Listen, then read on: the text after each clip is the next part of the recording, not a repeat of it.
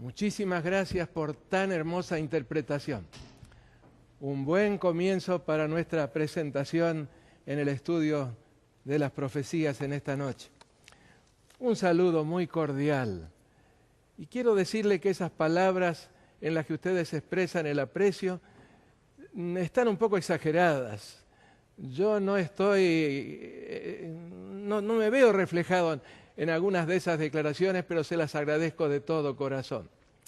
Bueno, anoche estuvimos volando, por así decirlo, sobre las 7 trompetas.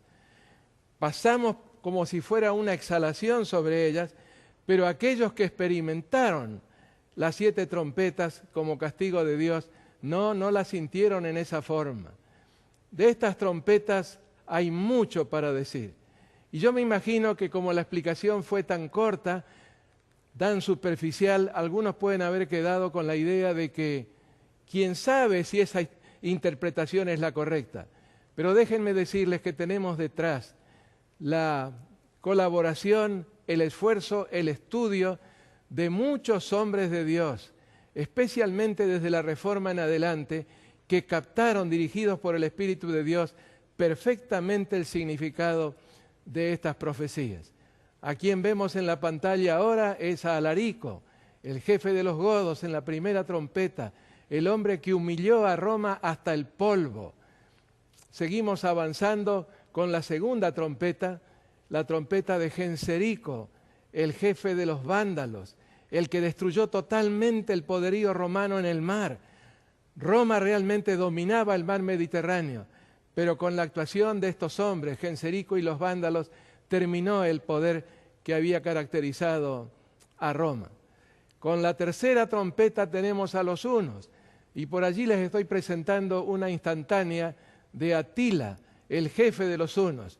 Bueno, ustedes saben que no pudo haber sido una instantánea, sino simplemente el hecho de que alguien en su tiempo pintó la imagen de este hombre, que no inspira, por supuesto, ninguna confianza. Seguimos avanzando y llegamos a la cuarta trompeta, la trompeta que terminó totalmente con el Imperio Romano.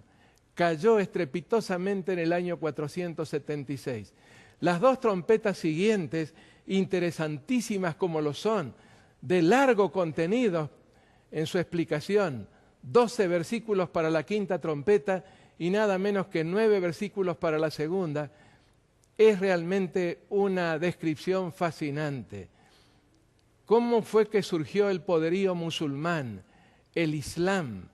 Y en la diapositiva que están viendo ustedes ahora, comprenderán que fue la primera vez que se usó la pólvora en la historia de la humanidad en el sentido de conquista.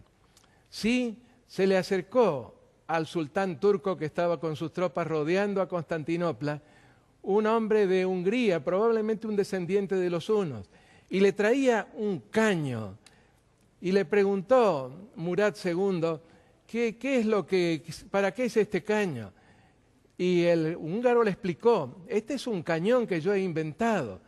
Y explicó, por la boca se lo carga, aquí tiene un huequito para una mecha, hay que colocarle pólvora también, y de esa manera se producen explosiones que pueden causar gran daño. Y por primera vez fue allí que se empleó la pólvora contra los muros de Constantinopla, y realmente, a pesar de que esos cañones eran totalmente inseguros, a veces podían darse vuelta y disparar hacia atrás. Por eso apenas se encendía la mecha había que correr en todas direcciones, por las dudas ocurriera un accidente de esa naturaleza. Bien, después vimos a los turcos en una muy rápida reseña. Hubo un tiempo, más de 300 años en Europa, que ningún poder, nadie movía un dedo sin la autorización de los turcos. Y finalmente llegamos al momento de la séptima trompeta, la trompeta bajo la cual van a caer también las 7 plagas postreras, con el regreso del Señor Jesús, terminado su ministerio en el santuario celestial. Hay tantas cosas que podría contarles acerca de las trompetas, pero tenemos que seguir adelante. Y nuestro tema esta noche es un tema muy interesante basado en el capítulo 12 del libro del Apocalipsis. El tema es el cautivante misterio del dragón y de la mujer vestida del sol, o también se lo puede titular como la biografía del dragón escrita por el Señor Jesucristo. Apocalipsis capítulo 12.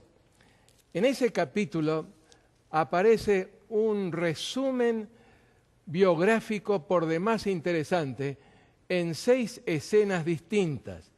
Entre estas escenas, la primera apunta a la primera expulsión de Satanás de las cortes celestiales, en los versículos 7 y 8. En segundo lugar, su intento de quitar la vida a Cristo, esto en los versículos 4 y 5. Viene entonces su segunda expulsión del cielo cuando Cristo murió en la cruz, en los versículos 9 y 10. Y finalmente avanzamos a las 3 últimas escenas en el capítulo 12, que son su persecución contra la iglesia durante 1260 años, su autoconfinamiento a la tierra con gran ira por la victoria del remanente, que aparece en los versículos 11 y 12, y finalmente su ataque final contra el remanente en el versículo 17.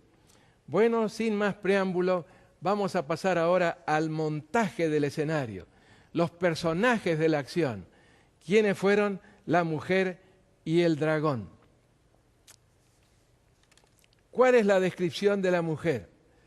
Dice el capítulo 12, versículo 1, apareció en el cielo una señal, una mujer vestida del sol, con la luna debajo de sus pies y sobre su cabeza una corona de 12 estrellas. ¿A qué momento corresponde esto?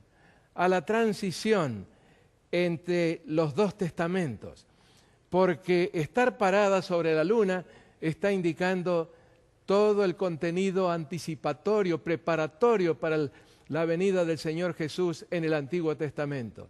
Vestida del sol, el Evangelio pleno, y la corona de 12 estrellas, no otra cosa que una representación de los apóstoles que habrían de llevar ese mensaje representado por el sol, el mensaje pleno del Evangelio a todo el mundo. En cuanto a la descripción del otro personaje, me refiero al dragón. Dice en el capítulo 12, versículo 3, también apareció otra señal en el cielo. He aquí un gran dragón escarlata que tenía 7 cabezas y 10 cuernos, y en sus cabezas 7 diademas, y su cola arrastraba la tercera parte de las estrellas del cielo y las arrojó a la tierra. Claro, la pregunta que surge entonces es, ¿cuándo fue que el dragón adquirió estas características? Nos ayuda el capítulo 13 explicándonos un poco cuándo fue que surgió, por lo menos la primera cabeza. Aparece el dragón nuevamente en el capítulo 13, pero en esta ocasión aparece con rasgos que hacen de su apariencia un monstruo híbrido, una bestia híbrida, porque menciona que tenía un aspecto general de leopardo, las garras o las patas como de oso, y la cabeza o las cabezas como cabeza de león. Esto nos lleva a los mismos poderes que aparecen representados en Daniel capítulo 7, pero en orden inverso. Fue en el tiempo de Nabopolassar y su hijo Nabucodonosor II, cuando con la fundación de Babilonia surgió la primera de las cabezas. Ese primer imperio universal duró solamente 66 años, entre los años 605 y 539 antes de Cristo. Esa fue la primera de las cabezas. Ahora bien,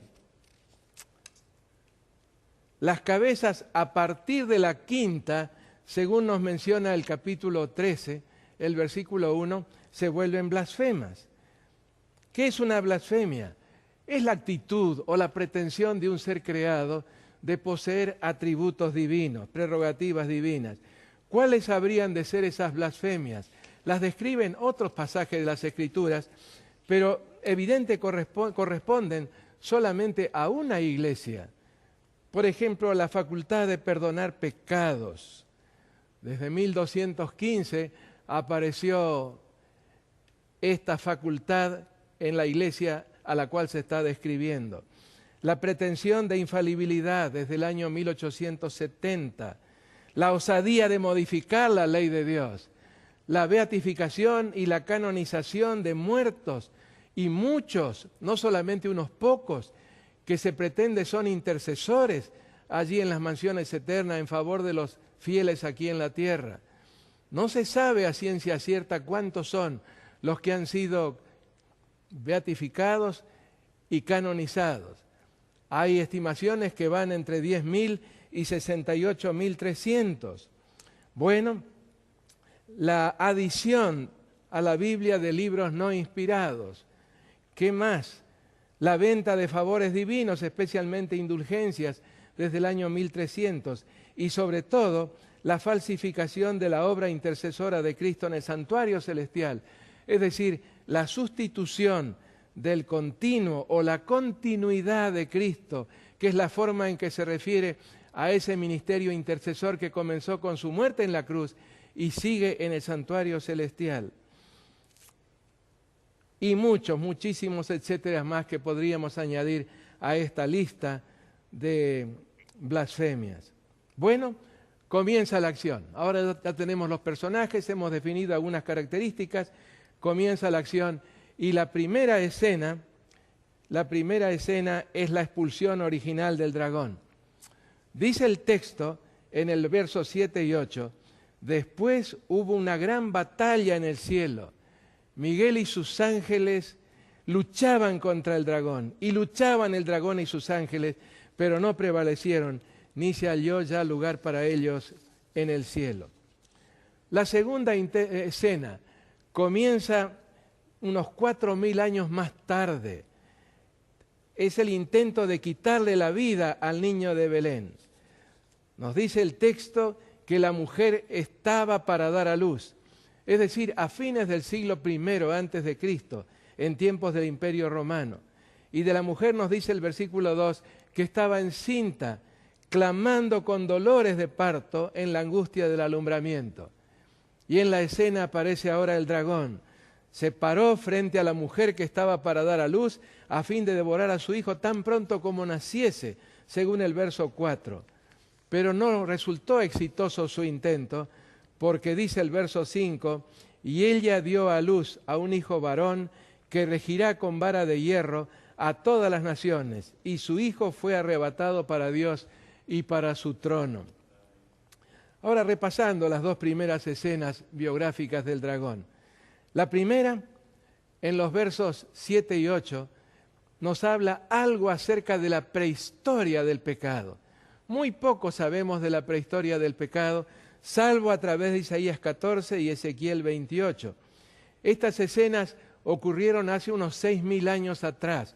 Me refiero a esa lucha entre Miguel y sus ángeles y el dragón y sus ángeles. Y la segunda de estas escenas, en los versos 3 y 4, lo enfoca unos 4.000 años más tarde, como dijimos recién, en su intento de quitarle la vida al Jesús en su niñez. En esta escena el dragón es descrito como teniendo 7 cabezas, todas ellas con coronas, y 10 cuernos sin coronas. Corresponde al tiempo en que Roma era la dueña del mundo. Y ahora sí pasamos a la tercera escena, la segunda expulsión de Satanás de la presencia de Dios. Nos dice el verso 9, y fue lanzado fuera el gran dragón, la serpiente antigua que se llama Diablo y Satanás, el cual engaña al mundo entero. Fue arrojado a la tierra y sus ángeles fueron arrojados con él. Y en el verso 10, entonces oí una gran voz en el cielo que decía, ahora ha venido la salvación, el poder y el reino de nuestro Dios y la autoridad de su Cristo, porque ha sido lanzado fuera el acusador de nuestros hermanos, el cual los acusaba delante de nuestro Dios día y noche. ¿Cuándo? ¿A qué momento corresponde? A la muerte de Cristo sobre la cruz. ¿Qué logró el Señor con su muerte sobre la cruz? Desenmascaró definitivamente a Satanás, como lo registra Colosenses el capítulo 2 y el verso 15. En segundo lugar, satisfizo las demandas de la ley quebrantada. Hizo posible que Dios perdonara a los pecadores arrepentidos sin que al hacerlo pudiera ser acusado de injusto. Más todavía, con su sangre derramada, permitió la dedicación del santuario celestial y el comienzo de su ministerio intercesor. Bendito ministerio intercesor a favor de los hombres. Fue saludado este gran sacrificio de Cristo por los ángeles en varias ocasiones en el Apocalipsis. Por ejemplo, en el capítulo 5, el versículo 6, y miré y vi en medio del trono y de los 4 seres vivientes y en medio de los ancianos estaba de pie un cordero como inmolado que tenía 7 cuernos y 7 ojos, los cuales son los 7 espíritus de Dios enviados por toda la tierra. Y cuando leemos en el verso 11, otra vez dice, y miré y oí la voz de muchos ángeles alrededor del trono y de los seres vivientes y de los ancianos, y su número era millones de millones, que decían a gran voz, el cordero que fue inmolado es digno de tomar el poder, las riquezas, la sabiduría, la fortaleza, la honra, la gloria y la alabanza. ¡Qué hermosísima doxología! Y en el verso 13, y a todo lo creado que está en el cielo y sobre la tierra, y debajo de la tierra y en el mar, y a todas las cosas que en ellos hay, oí decir, al que está sentado en el trono y al Cordero, sea la alabanza, la honra, la gloria, el poder por los siglos de los siglos. En el verso 9 y el 10, y cantaban un nuevo canto diciendo, digno eres de tomar el libro y abrir sus sellos, porque fuiste muerto y con tu sangre compraste para Dios gente, escuchemos bien, de toda raza y lengua y pueblo y nación. Y de ellos hiciste un reino, sacerdotes para servir a nuestro Dios, y reinarán sobre la tierra. En el capítulo 2 de la carta a los Filipenses, los versículos 9 al 11, nos encontramos con una hermosa declaración.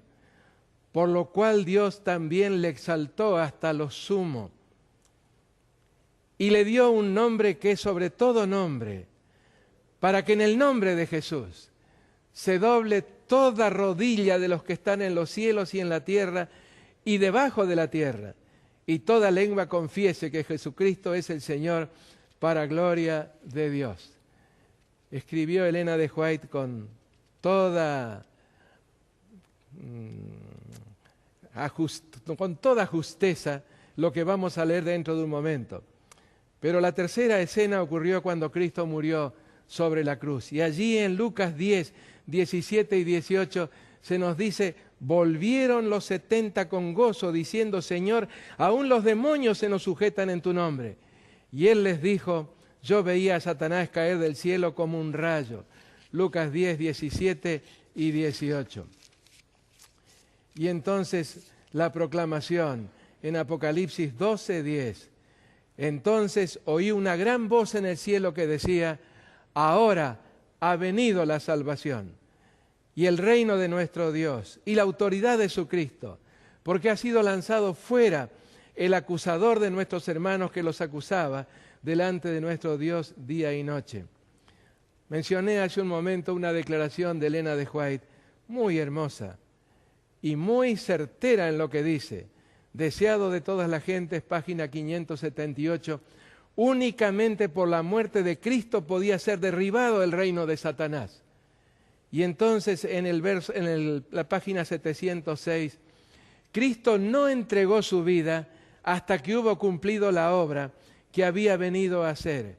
Y con su último aliento exclamó, consumado es, la batalla había sido ganada. ¡Qué gozo entre los ángeles! Todo el cielo se asoció al triunfo de Cristo. Satanás derrotado sabía que había perdido su reino. Bueno, 3 derrotas consecutivas de Satanás, a pesar de todo lo que se había estado preparando durante esos 4000 años. Su derrota definitiva se produjo en la cruz. Y sin embargo, y con mucho realismo, escribiendo a los hebreos, Pablo declara en el capítulo 2, los versículos 8 y 9, pero todavía no vemos que todas las cosas le sean sujetas. No obstante, enseguida expresa lo que es nuestra maravillosa seguridad, pero vemos a Jesús, ¿sí? No vemos que todas las cosas le estén sujetas, pero vemos a Jesús. Y añade el apóstol, 1 Corintios 15, 24 al 28, luego el fin, cuando entregue el reino al Dios y Padre, cuando haya suprimido todo dominio, toda autoridad y potencia, porque preciso es que Él reine hasta que haya puesto a todos sus enemigos debajo de sus pies. Y el postrer enemigo que será destruido es la muerte. ¡Qué bendición! Porque todas las cosas las sujetó debajo de sus pies. ¿Quién? El Padre bajo los pies del Hijo. Y cuando dice que todas las cosas han sido sujetadas a Él, claramente se sitúa aquel que le sujetó a Él todas las cosas.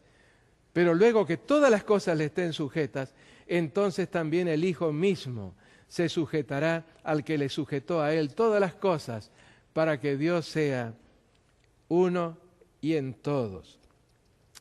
Leo en Patriarcas y Profetas la página 355. La tenemos en la pantalla. Será restaurado todo lo que se perdió a causa del pecado. No solo el hombre, sino también la tierra será redimida para que sea la morada eterna de los obedientes. Durante 6.000 años Satanás luchó por mantener la posesión de la tierra, pero se cumplirá el propósito original de Dios al crearla. Qué certezas tan hermosas. Y si vamos al profeta Daniel, en el capítulo 7, encontramos la repetición de esta seguridad. Por ejemplo, en el verso 14, terminado ya el juicio en la descripción que se está haciendo, y le fue dado al Hijo del Hombre, dominio, gloria y reino para que todos los pueblos, naciones y lenguas le sirvieran. Su dominio es dominio eterno que nunca pasará, y su reino uno que no será destruido. Y si vamos al verso 18, encontramos declaraciones más hermosas todavía. Hasta que vino el anciano de días, y se dio el juicio a los santos del Altísimo.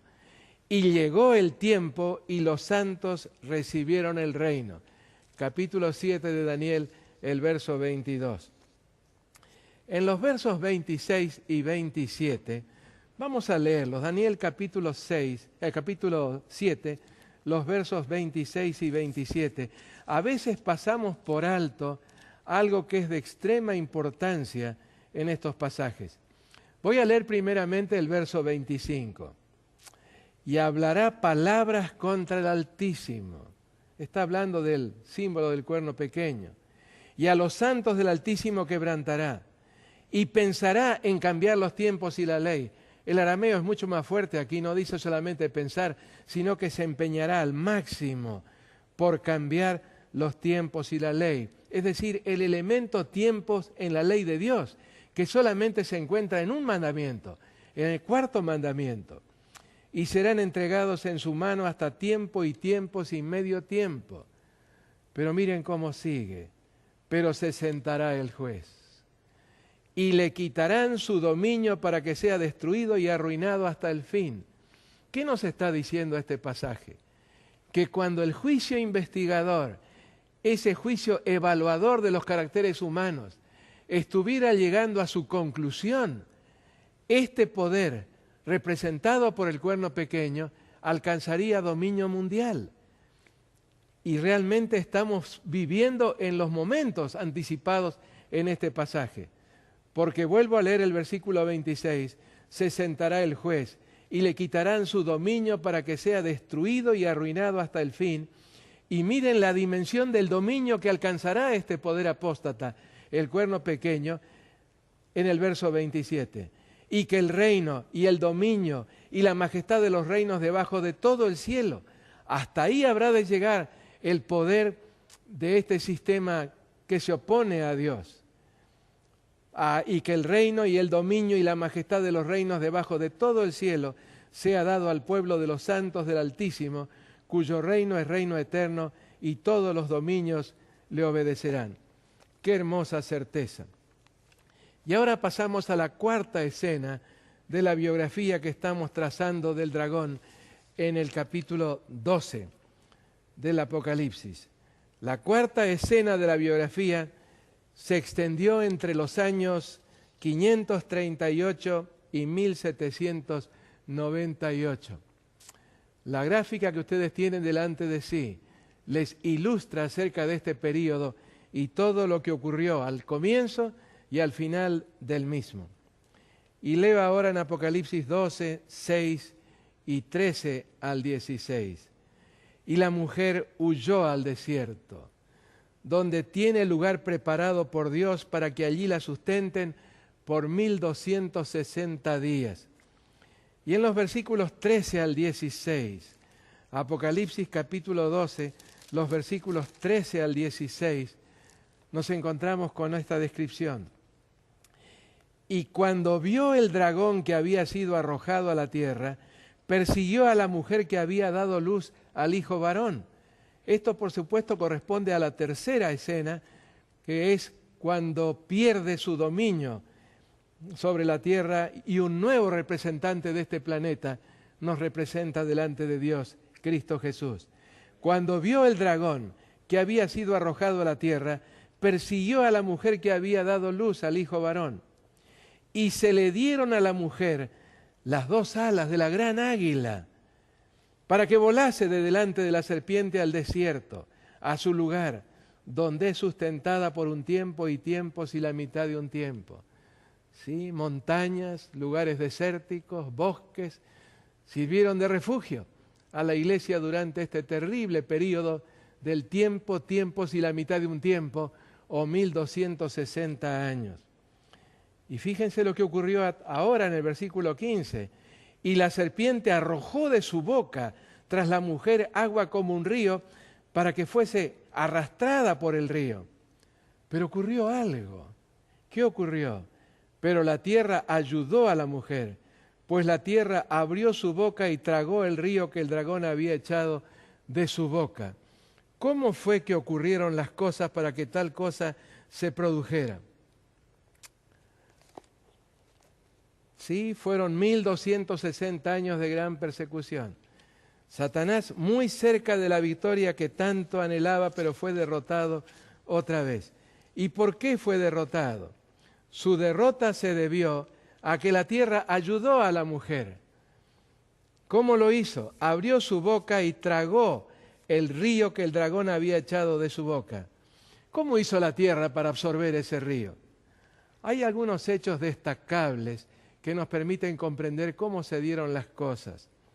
Los llevo al año 1451. Estamos en plena época de persecución. Y allí en Mainz o Maguncia, las orillas del río Rin, en Alemania, hubo alguien, Johannes Gutenberg, que tuvo una idea brillante. Antes había que tomar un pedazo de madera y en ese pedazo de madera del tamaño de una hoja cincelar todas las letras con gran cuidado, pero no en la forma en que las leemos, sino al revés, para que al dar vuelta ese pedazo de madera se pudiera imprimir sobre una hoja su contenido. Pero ahora se le ocurrió algo a Gutenberg, seguramente inspirado por Dios. ¿Por qué en vez de estar escribiendo cada letra, no nos proveemos de tipos hechos en plomo, con todas las letras que necesitamos y compaginamos fácilmente las páginas de esa manera? ¿Y saben cuál fue el primer libro que publicó Gutenberg? Eso fue en el año 1455, la Biblia. ¿Cómo se abarató de allí en adelante el acceso a la palabra de Dios? Algo realmente maravilloso. Y si las 95 tesis de Lutero, que él clavó en la puerta de la abadía del castillo de Wittenberg ese 31 de octubre del año 1517, si ese documento en 2 semanas se leía en toda Europa, fue precisamente gracias a la imprenta de tipos movibles. Pero hubo algo más. En 1492, ¿recuerdan ustedes ese 12 de octubre? Se descubrió América y la porción norte de América muy pronto se transformó en un refugio para los perseguidos por motivos de conciencia. Pero había también necesidad de tierras en el continente europeo. Y la reforma, esa reforma que fue llevada adelante por tantos monjes, por tantos sacerdotes, que habían aprendido en la palabra de Dios lo que significa la salvación. esa reforma hizo que en Europa surgieran tierras en las cuales los perseguidos pudieran tener auxilio, pudieran tener refugio. Otro fenómeno de esa época, ya en el siglo XVIII, fue el despotismo ilustrado o absolutismo filosófico. Tal vez ustedes no han oído hablar de esto, pero comenzó cuando los monarcas se dieron cuenta de que debían ilustrarse. No era posible gobernar en la forma en que lo hacían, divirtiéndose, saliendo de cacerías o saliendo de guerra, especialmente en la primavera o el otoño, porque en el verano hacía mucho calor y en el invierno hacía mucho frío. Eran sus únicas diversiones. No, ahora se dieron cuenta de que muy fácilmente podrían quedar a un lado si es que no se ilustraban. Y surgieron nuevas ideas. Los monarcas decían todo para el pueblo, pero sin el pueblo. Todo esto representó un serio revés para el poder representado por el cuerno pequeño, al punto de que en 1773 el Papa Clemente XIV debió suprimir la orden de los jesuitas. Y por supuesto, en 1798, la herida de muerte. Y ahora pasamos a la quinta escena biográfica del dragón, en esta biografía escrita por el Señor Jesucristo, que es todavía futura. De hecho, comenzará con el sellamiento de los hijos de Dios. ¿Dónde está registrada esta quinta escena? En los versículos 11 y 12, que todavía no se han cumplido, pero muy pronto habrán de serlo. Y ellos le han vencido por medio de la sangre del Cordero y de la palabra del testimonio de ellos, y menospreciaron sus vidas hasta la muerte. Por lo cual, alegraos cielos y los que moráis en ellos. Ay de los moradores de la tierra y del mar, porque el diablo ha descendido a vosotros sabiendo que tiene poco tiempo. La sexta escena es continuación de la quinta. Es la ira final del dragón contra el remanente. Y nos dice Apocalipsis 12, 17, entonces el dragón se llenó de ira contra la mujer y se fue a hacer guerra contra el resto de la descendencia de ella. Este resto es el remanente, la iglesia de Dios, la Odisea, transformada ya por el poder del Espíritu Santo, moviéndola a un profundo arrepentimiento. Contra el resto de la descendencia de ella, los que guardan los mandamientos de Dios y tienen el testimonio de Jesucristo. Saben, queridos amigos, de estos versículos que acabamos de leer, el 11, el 12 y el 17, hay 5 hechos que me gustaría destacar. El primero de ellos le han vencido. Es decir, recibieron la impronta del sello del Dios vivo.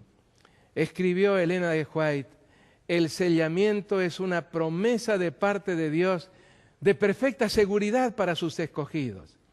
El sellamiento indica que hemos sido escogidos por Dios y que Él ha tomado posesión de nosotros. Más, en otra declaración, Satanás sabe que su tiempo es corto y que el sellamiento de los santos los colocará más allá del alcance de su poder. Sí, ellos le han vencido. Tenemos que conjugarlo todavía en futuro. Le habrán vencido. Y todavía mejor, le habremos vencido. Porque está dirigida a nosotros esta certeza. Una segunda declaración que me llama mucho la atención. Menospreciaron sus vidas hasta la muerte. Sí, experimentaron y experimentaremos muchos sufrimientos en el futuro. Escribió la mensajera del Señor, no seremos capaces de hacer frente a las luchas de este tiempo sin Dios. No hemos de poseer el valor y la entereza de los mártires de antaño, escuchen bien, hasta que seamos colocados en la situación en que ellos se encontraban. Me voy a permitir repetir esta última parte, nuestra elevada vocación, la página 127. No hemos de poseer el valor y la entereza de los mártires de antaño, hasta que seamos colocados en la situación en que ellos se encontraron. ¿No nos llena de certeza y de consuelo? A veces vivimos angustiados pensando en la persecución y pensando que tal vez no podremos sobrevivir a la misma y que quién sabe no llegaremos aún a apartarnos de Dios. frente a las graves pruebas que tendremos que enfrentar. No hay razón para sentirnos así. Cuando llegue el momento, Dios nos va a capacitar como capacitó a esos millones que en tiempos anteriores, en las 2 tribulaciones previas, dieron su vida antes de renunciar a sus convicciones. La tercera frase, el diablo ha descendido a vosotros con gran ira sabiendo que tiene poco tiempo. ¿Qué quiere decir esto? Que Satanás a este punto dejará de molestar a los habitantes de los mundos no caídos. ¿Por qué? Porque terminado el sellamiento, comprende que su única posibilidad de subsistencia consiste en la destrucción total del pueblo de Dios. Por otro lado, sabe que concluido su ministerio intercesor, Cristo será coronado. Es la primera coronación, la coronación temporaria, provisoria de Cristo como Rey. Y todo el cielo va a exclamar, aleluya, porque el Señor nuestro Dios Todopoderoso reina. Eso está ilustrado en el capítulo 19 con las bodas del Cordero. Cristo recibe la capital de su reino y plena autoridad, contando ya con el respaldo de la evidencia documental y la evidencia viviente, con plena autoridad para intervenir en los destinos de este planeta. Y es el momento en que comienzan a caer las plagas finales y el regreso de Cristo. En Primeros Escritos, la página 290, leo: recluido en la tierra, Satanás no tendrá ocasión de ir a otros planetas para tentar y molestar a quienes no han caído. ¿Podemos ver en esto una tercera expulsión? No. Quien se autoconfina en este planeta es el mismo Satanás, porque sabe que le queda poco tiempo. Ese poco tiempo no es desde la muerte de Jesús. Ese poco tiempo es desde el momento en que el sellamiento, demorado todavía es cierto, se haya completado. ¿Y cuál es el resultado? En el versículo 17, la cuarta declaración: el dragón se llenó de ira contra la mujer y se fue a hacer guerra contra el resto de la descendencia de ella, contra el pueblo remanente, contra aquellos que han recibido el sello de Dios en sus frentes, el sello del Dios vivo. El remanente en la Biblia siempre es el resultado de una secuencia: sobrevivientes de un mensaje de advertencia, sobrevivientes de un juicio, de un zarandeo, de un sellamiento, y entonces victoriosos. Y es exactamente lo que Testigo Fiel y Verdadero le ofrece a la Odisea. Victoria plena. Y esa victoria está más allá de toda discusión. No se trata de una posibilidad. La Odisea va a terminar la tarea, va a terminar el cumplimiento de la gran comisión. Y la promesa es hermosísima. Cuando Cristo terminó aquí en la tierra su misión, nos dicen 19 pasajes que Él se sentó a la diestra del Padre, significándose con eso que el Padre aceptó plenamente lo que Cristo había hecho. Además, en Hebreos 7:28 se menciona que el Padre con un juramento declaró que lo que Cristo había hecho era perfecto para siempre. Y ahora la promesa para la Odisea: se sentarán conmigo en mi trono, así como yo me he sentado con mi Padre en su trono, indicando la aprobación plena de la forma en que la Odisea terminó la tarea de la predicación del Evangelio aquí en la tierra. Y la última declaración: los que guardan los mandamientos de Dios y tienen el testimonio de Jesucristo. Y cuando vamos al capítulo 19, el verso 10, el testimonio de Jesucristo es el espíritu de la profecía. Ahora, ¿por qué recién en el verso 17 se indican estas dos características del pueblo de Dios? ¿Acaso los adventistas no las tenemos ya? La razón es muy sencilla y a la vez que muy solemne. Confrontados con la obligación de guardar un falso día de reposo, bajo amenaza de muerte, recién entonces se sabrá quiénes guardan realmente los mandamientos de Dios. Y por otro lado, sacudidos por muchas interpretaciones falsas y desorientadoras de las profecías, que circularán con el apoyo de toda clase de manifestaciones espiritistas, el falso profeta, se sabrá quiénes tienen verdaderamente el testimonio de Jesucristo. ¿Y termina aquí la biografía del dragón por parte de Jesucristo? No, quedan todavía 2 escenas, y esas 2 escenas muy impresionantes que llevan esta vida de rebelión a su exterminio, aparecen en el capítulo 20. ¿Cuáles son estas 2 escenas? El encadenamiento de Satanás por un lapso de 1000 años. Dice Apocalipsis 20, los versículos 1 al 3.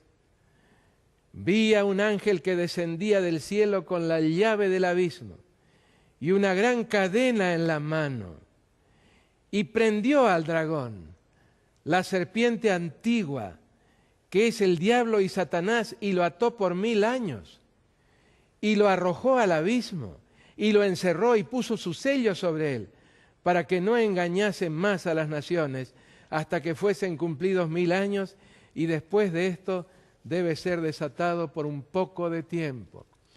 Los artistas han tratado de reproducir esta escena, pero no alcanzan a mostrarla en toda su magnitud. Así que la 7ª escena en la biografía de Satanás, escrita por Jesucristo, del momento que el Apocalipsis es la revelación de Jesucristo, consiste en su apresamiento, su encadenamiento, una cadena de circunstancias. Y usted me dice, ¿y qué quiere decir con una cadena de circunstancias? Sencillamente no habrá sobre este planeta nadie a quien tentar. Los moradores de la tierra, aquellos que rechazaron las providencias de la salvación para ellos, serán cadáveres sobre este planeta. Y los hijos de Dios, ¿dónde estaremos? En la morada de Dios, durante nada menos que 1000 años. El diablo no tendrá la oportunidad de tentar a nadie. Tendrá sí la oportunidad de meditar en todo lo que hizo y de evaluar su instigación y al mismo tiempo su responsabilidad en todo lo que hizo. Esta expresión del Nuevo Testamento que acabamos de leer, junto con otras del Antiguo, significan una duración determinada por la naturaleza del objeto o sujeto al cual se refieren. ¿A qué me refiero?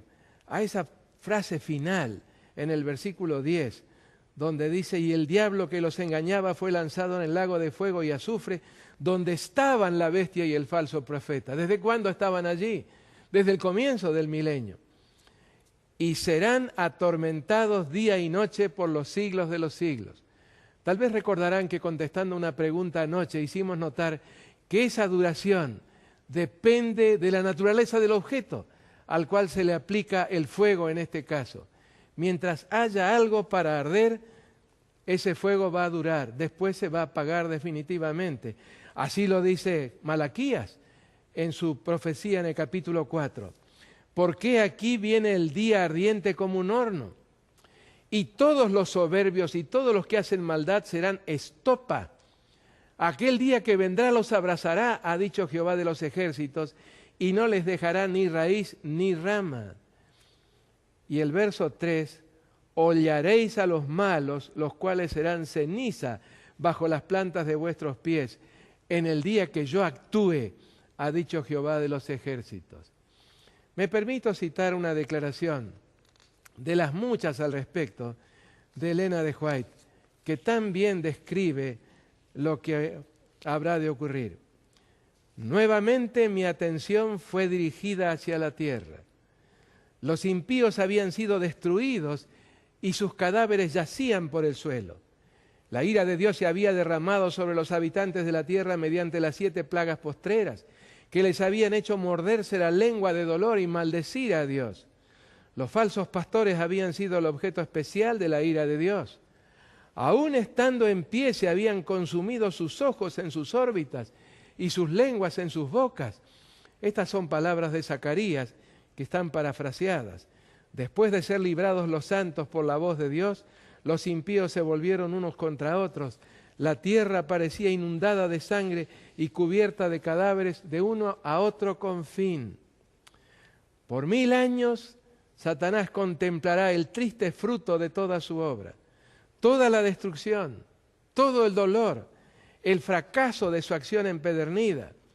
fruto de un orgullo insensato, desmesurado. Ese fue el pecado de Satanás. Presa del vértigo, cautivo de una ambición desenfrenada, quiso ser igual a Dios. Olvidando la devoción y la gratitud que debía al autor de todo bien y su hacedor, Satanás intentó usurpar los derechos de Dios. Llegó el momento en que la iniquidad encontró cabida en su corazón, en el corazón de este ángel poderoso. Es lo que la Biblia llama el misterio de iniquidad. Y yo quiero que contemplemos este gran contraste. Daniel capítulo 12, versículo 1. En aquel tiempo se levantará Miguel, el gran príncipe que está de parte de los hijos de tu pueblo. Y será tiempo de angustia cual nunca hubo, desde que hubo gente hasta entonces. Pero en aquel entonces será libertado tu pueblo, todos aquellos cuyos nombres se encuentren escritos en el libro. ¿En qué libro? En el libro de la vida. Y el contraste con 20:15, Apocalipsis 20:15. Y el que no se halló inscrito en el libro de la vida fue lanzado al lago de fuego. ¡Qué contraste! ¡Qué terrible este contraste!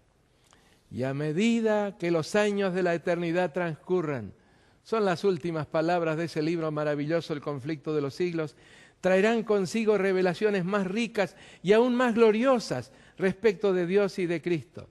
Así como el conocimiento es progresivo, así también el amor, la reverencia y la dicha irán en aumento.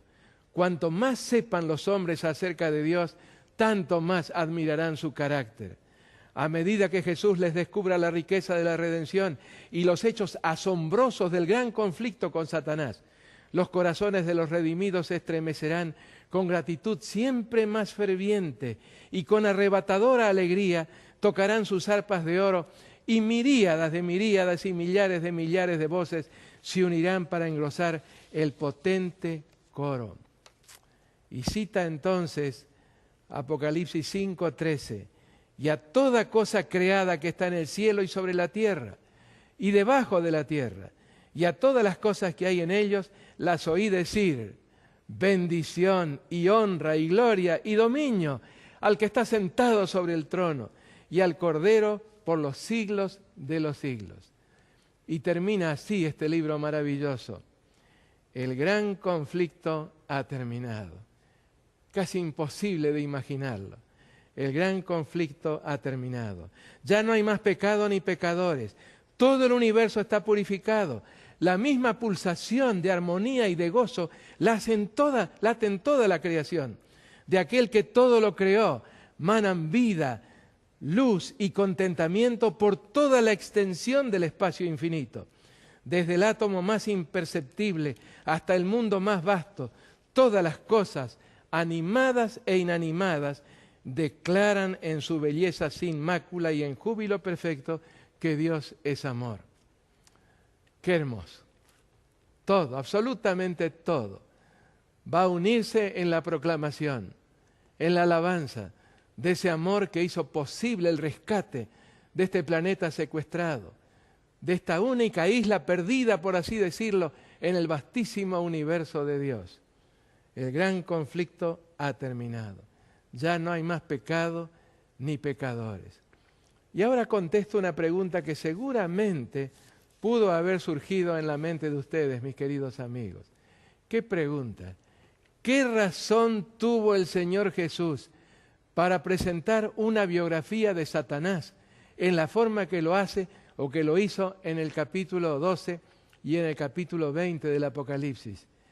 Es que cuando analizamos los pasos que llevaron a Satanás, o mejor dicho, a Lucifer, a llegar a ser Satanás, son los mismos que ocurren con aquellos que rechazan el ofrecimiento tan maravilloso del plan de la salvación. ¿Cuántas veces el Señor dice que nos ha extendido lazos de amor, que ha tratado por todos los medios de alcanzarnos? Pero nosotros, muchos de nosotros, pensamos dejarlo para más adelante, para algún otro momento. Y ese momento quizás nunca llegue. La palabra de Dios nos dice que el momento oportuno para la salvación es un día que se escribe solamente con 3 letras y una no suena. ¿Cuál es ese día? Hoy. Si hoy oyereis su voz, no endurezcáis vuestros corazones. Queridos amigos y hermanos, no endurezcamos nuestros corazones.